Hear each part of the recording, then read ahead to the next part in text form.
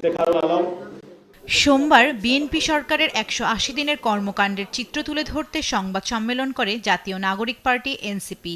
Policy এবং research বিষয়ক গত ৬ মাসে বিএনপি দ্রব্যমূল্যের দাম ও জীবনযাত্রার ব্যয়, বিদ্যুৎ ও জ্বালানি সংকট, আইন শৃঙ্খলা, মত প্রকাশের স্বাধীনতা সহ ২৯টি ক্ষেত্রে ব্যর্থ হয়েছে বলে অভিযোগ করেন দলের আহ্বায়ক নাহিদ ইসলাম।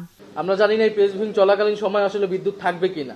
বলেন, বিএনপি সরকার প্রতিশ্রুতির অধিকাংশ রক্ষা করতে পারেনি, উল্টো দেশে যে কোনো সংকট দেখা দিলেই অন্তর্বর্তী সরকার ও ফ্যাসিস্ট সরকারের উপর দায় চাপাচ্ছে। এই ৬ মাসের যে কোনো সংকটের কথা আসলেই বর্তমান বিএনপি সরকার হয় অন্তর্বর্তী সরকারের উপর দায় চাপাচ্ছে অথবা ফ্যাসিস্ট সরকারের উপর দায় চাপাচ্ছে, কিন্তু আমরা মনে করি এটি কোনোটাই গ্রহণযোগ্য না। সরকারের অব্যবস্থাপনা, পরিকল্পনাহীনতা এবং অদক্ষতা থেকে এই সংকট তৈরি হয়েছে।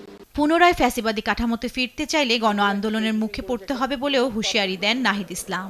১৮০ দিনে এটাই প্রমাণিত হয়েছে যে তারেক রহমানের কোনো ধরনের পরিকল্পনা নাই দেশকে পরিচালনা করার। শুধুমাত্র ক্ষমতায় বসেছেন এবং পুরনো পরিকল্পনা অনুযায়ী, ফ্যাসিস্টদের পরিকল্পনা এবং নীতি অনুযায়ী তিনি দেশকে পরিচালনা করছেন, দেশকে ধ্বংসের দিকে ধাবিত করছেন। মহাসমাবেশের মধ্য দিয়ে কিন্তু আমরা একটা বড় বার্তা সরকারকে দিব। এরপরে আরো কঠোর আন্দোলনের যদি প্রয়োজন হয় সেটার জন্য আমরা ঘোষণা দিব।